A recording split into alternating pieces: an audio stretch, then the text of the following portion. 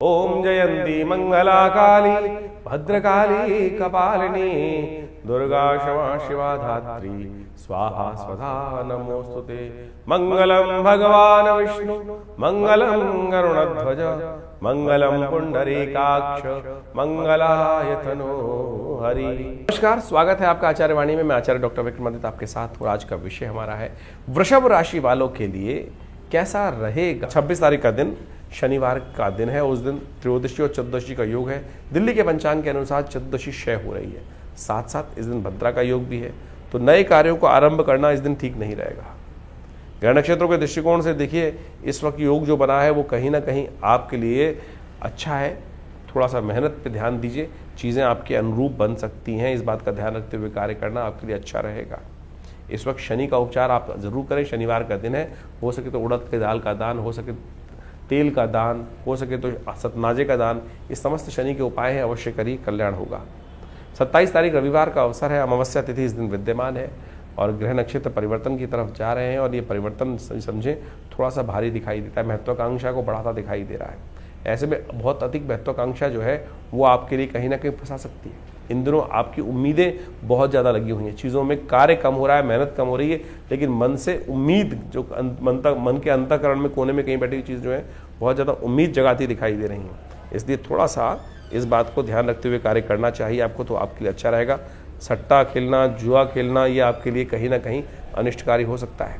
तो इस वक्त कहीं भी थोड़ा सा ध्यान रखें। शेयर मार्केट इत्यादि में थोड़ा सा इन्वेस्टमेंट बहुत सोच समझ के करेंगे तो अच्छा रहेगा, नहीं तो कहीं ना कहीं फंस सकते हैं। ये आपको विशेष तौर पर ध्यान देने की ज़रूरत है। 2-3 दिन ग्रह नक्षत्र इसी प्रकार के। इस दिन अमावस्या का योग है।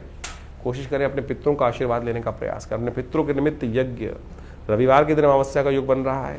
कोशिश ये करें अपने पितरों के निमित्त थोड़ा ब्राह्मण भोजन, अन्न को बनाकर, खीर इत्यादि बनाकर गरीबों को खिलाएं, उनका आशीर्वाद लें। आपके पितृ ये अपेक्षा करते हैं कि आप उनके निमित्त कौन से कार्य कर रहे हैं, तो अवश्य छोटे छोटे कार्य। हमने विवेकानंद योगाश्रम में इस दिन विशेष तौर पर यज्ञ रखा है, गायत्री यज्ञ रखा है। आप भी इसमें सम्मिलित हो सकते हैं। सुबह 8 बजे से लेकर 11 बजे तक यह कार्यक्रम रहेगा। और ईश्वर प्रेरणा से आप यदि अपने पितरों के निमित्त ये कार्य करेंगे, तर्पण इत्यादि, गायत्री यज्ञ इत्यादि, तो उनका आशीर्वाद आपके लिए बहुत फलीभूत होगा और कल्याणकारी योग बनाएगा। बात कर लेते हैं 28 तारीख की, सोमवार का अवसर। शुक्ल पक्ष आरंभ हो रहा है, वैशाख का, माधव मास का शुक्ल पक्ष है और बहुत सारे शुभ योग को लेकर आ रहा है। इस दिन कई ग्रहों का परिवर्तन का योग बन रहा है। इस दिन यदि हम देखें तो अभी सूर्य भरणी नक्षत्र में प्रवेश किए हैं, जो शुक्र का नक्षत्र है। बुध जो है अपने ही नक्षत्र में चले गए। ये परिवर्तन बड़ा महत्वपूर्ण है। इसके साथ साथ इसी दिन यदि आप समझें तो जो बृहस्पति हैं वो भी मृगशिरा नक्षत्र, मंगल के नक्षत्र में प्रवेश कर रहे हैं, उसके द्वितीय चरण में। शनि महाराज अपने ही नक्षत्र में जा रहे हैं। तो ये सारा का सारे परिवर्तन कहीं ना कहीं बहुत तेज गति से कुछ ना कुछ नई डायरेक्शन देता दिखाई दे रहा है। ऐसे में सूर्य राजा होने के कारण से थोड़ा सा बैलेंस होकर चलने की ज़रूरत है। पुण्य कार्यों की तरफ ज़्यादा ध्यान देने की ज़रूरत है। तो तेजी से इस आगे अभी समय जो आ रहा है, अगला महीना जो आ रहा है, कई ग्रहों का परिवर्तन का दिखाएगा। और जब परिवर्तन का समय होता है थोड़ा अलर्ट रहना चाहिए, आलस्य में नहीं रहना चाहिए। तो आलस्य में ना रहें, इस बात का ध्यान रखते हुए कार्य करें और तो आपके लिए अच्छा रहेगा। 29 तारीख मंगलवार का अवसर है। द्वितीया तिथि इस दिन विद्यमान है और इस दिन परशुराम जयंती है। देखिए, परशुराम भगवान जो हैं वो विशेष तौर पर भगवान विष्णु के अवतार माने जाते हैं। इस दिन चंद्रमा उच्च के होकर आपकी राशि में ही विराजमान हो गए हैं और ये आपके वारे न्यारे कर सकते हैं। थोड़े पुण्य जगा लीजिए, बस थोड़े पुण्य जगा लीजिए। और समय आपके लिए 2-3 दिन का ग्रह नक्षत्र योग जो है कई मामलों में अच्छा है, दाव लगाने का योग है। और थोड़ा सा यदि इस वक्त रिस्क लेने की स्थिति भी हो तो ले सकते हैं, क्योंकि चंद्रमा अकेला ही बृहस्पति के साथ बैठकर आपके लिए कम से कम 70% पॉजिटिव योग बनाता दिखाई दे रहा है। इस दिन गजकेसरी योग बन रहा है, जो आपके लिए कहीं ना कहीं लाभ के रास्ते खोल सकता है। सर्वार्थ सिद्धि योग भी बना हुआ है। ऐसे में कोशिश करें, विप्रजन ज्ञानी जन लोगों की उनका आशीर्वाद लेकर काम करेंगे तो अच्छा रहेगा। 30 तारीख बुधवार का दिन है। अक्षय तृतीया का योग है और ये अक्षय तृतीया समस्त कर्म का अक्षय फल देने वाली होती है। बस ये ध्यान रखिएगा, जैसे शुभ कर्म करेंगे उसका अक्षय फल प्राप्त होगा, लेकिन दुष्कर्म यदि हुआ तो उसका भी अक्षय फल ही प्राप्त होगा, यानी उसको भी मेटना मुश्किल हो जाएगा। ग्रह नक्षत्र पॉजिटिव है आपके लिए। हम कहेंगे 70-80% ग्रह नक्षत्र इन 2-3 दिन जैसा हमने कहा पॉजिटिव चलते दिखाई दे रहे हैं। आपकी राशि के अंदर ही उच्च के चंद्रमा बृहस्पति के साथ विराजमान होकर कई सारे अशुभ ग्रहों को साइडलाइन कर आपके लिए शुभ देने के लिए तैयार बैठे। इस प्रकार से आपने ग्रहों का खेल दिन पर दिन किस प्रकार का रहेगा वो समझने का प्रयास किया। देखिए, ये ग्रहों का जो खेल है वो विशेष तौर पर हर रोज परिवर्तन के साथ आगे बढ़ता रहता है जीवन। लेकिन इस समय जो चतुर्ग्रही योग बना हुआ है वो पूरे अप्रैल के अंदर जिस प्रकार चलने वाला है वो कहीं ना कहीं इस समय ग्रहों की युति को शुभ नहीं करता। और ये चतुर्ग्रही योग जो है वो कई बार जब भी जन्मपथ विशेष तौर पर गोचर में बनता है तो वो संसार के अंदर कुछ ना कुछ अशांति, चाहे वो प्राकृतिक आपदाओं को उत्पन्न करने के योग बनाता है या विश्व में अशांति का वातावरण बनाता है। जनमानस में अशांति की तरफ प्रवृत्त करने के लिए बहुत सारे उपद्रवी तत्व जो हैं वो प्रेरित करते रहते हैं लोगों को अपने स्वांता सुखाई। संसार में लोग अपने स्वार्थ के लिए पता नहीं कहाँ कहाँ किस किस प्रकार से किन किन के जीवन को बर्बाद करने का प्रयास करते हैं। और ये आज से नहीं, अनादिकाल चलता रहा है। और इन्हीं सब चीज़ों को समझकर ज्योतिष के आचार्यों ने इन योगों को समझते हुए इन चीज़ों को लिखा, बताया कि किस प्रकार का योग चल रहा है। जैसे आप देख रहे हैं कि इस वक्त आपके राशि के दृष्टिकोण से हमने दिन पर दिन किस प्रकार का योग था वो तो समझाए, लेकिन ये भी समझने की आवश्यकता है कि विश्व के दृष्टिकोण से जो इस वक्त ग्रहों का योग है, चाहे वो शनि महाराज है, शुक्र है और राहु इत्यादि हैं और साथ साथ बुध इत्यादि, इन चारों ग्रहों की युति जिस प्रकार से ग्रहों की बनी हुई है वो विश्व को कहीं ना कहीं अशांत करती है और ये प्राकृतिक आपदाओं को भी लाती है, भूकंप इत्यादि। अभी आपने देखा कुछ दिन पहले भयावह भूकंप की कई बार स्थिति बनी, वो ग्रहण के कारण तो थी, लेकिन और भी बहुत सारे कारण बनते रहते हैं। और ऐसे में अभी इसका प्रभाव कुछ दिन रहने वाला है और अगले महीने मई में जाकर कई ग्रहों का परिवर्तन का योग बनेगा, चाहे वो बृहस्पति हो, चाहे वो राहु ग्रह हो, और बहुत सारे ग्रह भी परिवर्तन की तरफ जाने का योग बनाएंगे। और इस वक्त जैसे आप समझे मंगल ग्रह भी अपने सबसे कमजोर स्थिति में चल रहा है, तो ऐसे में दुस्साहस के योग भी बनते दिखाई दे रहे हैं। इसके साथ साथ देखिए, अभी जो विश्व के दृष्टिकोण से हम समझें तो अगर आप ग्रहों के योग को देखें तो वो ऐसा दिखाई देता है कि विश्व में दृष्टिकोण से जो सूर्य राजा बनकर इस बार आए हैं, मंत्री पद भी उनके पास है, तो इसके कारण से विश्व में गर्मी का भयावह प्रभाव देखने को मिलता दिखाई देगा। और गर्मी के भयावह प्रभाव के कारण से अग्निकांड, विस्फोटक योग, ये सब भी कहीं ना कहीं परेशान कर सकते हैं। तो हमको अपने जीवन को सही चलाने के लिए अपने ग्रहों को सही रूप से समझते हुए उपाय करने का प्रयास यथाउचित भाव से करना चाहिए। कई लोग विशेष तौर पर अपने ग्रहों को समझकर परेशान हो जाते हैं और कई बार गलत रास्ते पे चल देते हैं। देखिए, शास्त्र में तो सिद्धांत के तौर पे ग्रहों का उपचार बताया गया है।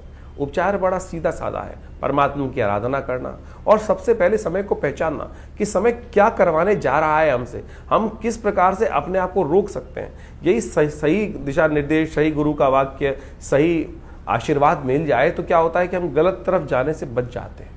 नहीं तो जीवन है, चलना है, ये धरा तो गोल ही है, चाहे इधर से जाओ चाहे इधर से जाओ, लेकिन सदगुरु की प्रेरणा होगी तो जो दिशा हमारे लिए उपयुक्त होगी वो हमको प्राप्त हो जाएगी। सही दिशा में हम कार्य करने शुरू कर देंगे और नहीं तो फिर संसार में गोल चक्र तो है ही, एक लंबा रास्ता एक छोटा रास्ता है। तो इसलिए यदि अनुभव का लाभ लेते हुए हम जीवन में अपने सही मार्ग पर चलने का प्रयास करेंगे तो बहुत अच्छे से जीवन को बहुत बढ़िया तरीके से आगे बढ़ने का रास्ता बना सकते हैं। लेकिन लोभ एक ऐसी चीज है, और तो और साथ साथ हम अहंकारवश, लोभवश, मोहवश कई बार अपने जीवन को कष्ट में डाल देते हैं। देखिए, पुरानी कहावत है, आए थे हरि भजन को ओटन लगे कपास। हम लोक को सुधारने का प्रयास करें या परलोक को सुधारने का प्रयास करें तो इस बात को समझें, एक ही सुधरेगा। और हरी कृपा ऐसी है कि भगवान का यदि स्तमन करे तो लोक भी सुधर सकता है, परलोक भी सुधर सकता है।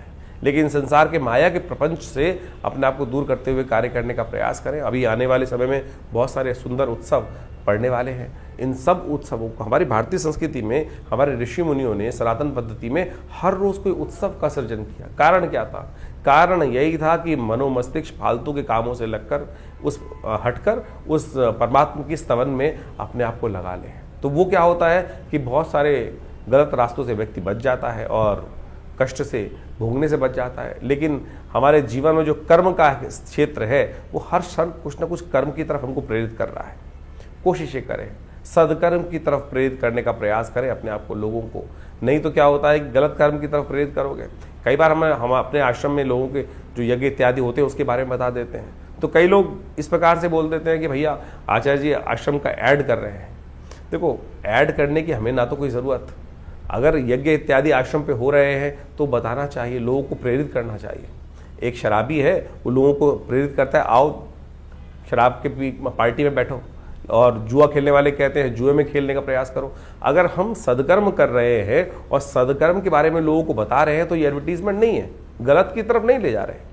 तो अगर आपको कई लोगों को, और आप एक बात और समझ लें कि आपके जीवन में हम कैसे समझें कि हम धर्म, हमारे अंदर अभी धर्म का उदय हो रहा है या अंत हो रहा है। धर्म की बात सुनकर यदि किसी व्यक्ति को कहीं ना कहीं मन में क्रोध आने लगे, गुस्सा आने लगे, तो समझ लो कहीं ना कहीं पाप प्रवृत्ति अभी जीवन में कहीं ना कहीं परेशान करने के आगे योग बना रही है। तो इसलिए अपनी भावना को पवित्र रखें। तो हमने जो जो आपके संबंध बातें रखी हैं, जो जो जो उत्सव होते हैं आश्रम के बारे में, वो सब अवगत कराते रहते हैं। कोशिश ये करें आप भी अपने जीवन को, अपने बच्चों को, अपने परिवार वालों को, लोगों को, मित्रों को सही दिशा में डालने का प्रयास करें। सही दिशा में आपका कर्तव्य का केवल इतना है कि चलो भाई परमात्मा का भजन करें, चलो भाई अच्छे कर्म की तरफ चलें। और समझ लो अगर आपकी वजह से कोई एक आध व्यक्ति भी सदकर्म की तरफ लग गया तो उसके द्वारा किए गए पुण्य भी आपको लग जाएंगे। ये सब सैद्धांतिक तौर पर है। जैसे आप इसको मॉडर्न वे में समझ सकते हैं कि किसी गलत व्यक्ति को गलत काम के प्रेरित किया, चोरी डकैती और उल्टे सीधे कामों के लिए, और उसने जो कर्म किया उसने कहीं जाके आपका नाम ले दिया कि भाई, तो आप भी उस कानून के चक्कर में फंसेंगे ना। तो इसी प्रकार से यदि आप किसी को पुण्य की तरफ प्रेरित कर रहे हैं तो पुण्य, उसके द्वारा किए गए पुण्य आपको प्राप्त होंगे। और किसी गलत कार्य की तरफ प्रेरित करोगे, चाहे जैसे हमने जो दो तीन अभी उदाहरण दिए आपके सामने, तो आप समझ लीजिए उसके द्वारा किया गया गलत कर्म भी आपको भी भोगना पड़ेगा। ये संसार में बिल्कुल नियम है सही रूप से। तो इसलिए सही तरफ चलने का हम प्रयास करेंगे तो अपने कर्म से, जीवन से अपने, हमें बहुत सारे कष्टों से निवृत्त होने का योग बन जाएगा। और एक बात और समझें, यदि बिना कुछ कारण के भी आपके जीवन में यदि कष्ट, मन दुख है, परेशान है, कष्ट जीवन में आए चले जा रहे हैं, तो सोच लीजिए कि अभी हमारा जो डेबिट क्रेडिट का अकाउंट है ना कर्मों का, वो कहीं ना कहीं नेगेटिव हो रहा है। शुभ कर्म अपने आप ज्यादा से ज्यादा करने का प्रयास करें। जब वो घड़ा शुभ कर्म से लबालब भरा रहेगा तो आप समझे कि आपके बहुत सारे कष्ट कब आएंगे, कब चले जाएंगे, पता भी नहीं चलेगा। तो इसलिए इस सिद्धांत को समझ लीजिए, यदि छोटा सा कष्ट भी आपको बार बार आके परेशान कर देता है तो समझ लीजिए हमारे पुण्यों के अकाउंट में कितना नेगेटिव बैलेंस है कि हम छोटे छोटे कष्टों से परेशान हो रहे हैं जिनका वास्तविक जीवन में कोई औचित्य ही नहीं है। और सामने वाला जिसको हम देखकर कई बार ईर्ष्याग्रस्त हो जाते हैं कि भाई उसको भी जीवन में कष्ट सबके आ रहे हैं। सूर्य तो निकल रहा है तो उष्ण जो गर्मी है वो हर एक के लिए पैदा कर रहा है, बरसात हो रही है तो हर एक को गीला कर रही है, लेकिन किसी को उसका दुष्प्रभाव होता है और किसी को उसका शुभ प्रभाव होता है। वो इसलिए कि हमारे पुण्य किस प्रकार के हैं। तो आप सही रूप से पुण्यों को बढ़ाने का प्रयास करें, यही अध्यात्म का रहस्य है। ये न के प्रकार यानी ऐसे या वैसे कैसे भी अपने आप को सदकर्म की तरफ प्रेरित करने का प्रयास करें। इसके लिए शास्त्रों में अनेक नियम, चाहे वो योग कथाएं हों, चाहे वो यज्ञ हो, चाहे वो दान हो, चाहे वो पुण्य हो, चाहे वो सदगुरु का आशीर्वाद हो, या अच्छे लोगों के सानिध्य में बैठने की कर्म बनाए गए हैं, वो सब शास्त्र के अनुसार से आपको पुण्यों को बढ़ाने की तरफ ही ले जाते हैं। और वहीं उसके लिए थोड़ी प्रयास करना पड़ता है, श्रुति को ऊर्ध्वगामी बनाना पड़ता है, उठाना पड़ता है, अपनी प्रवृत्ति को नीचे की तरफ जाने की बजाय ऊपर की तरफ उठाना पड़ता है। उसमें लगती है मेहनत।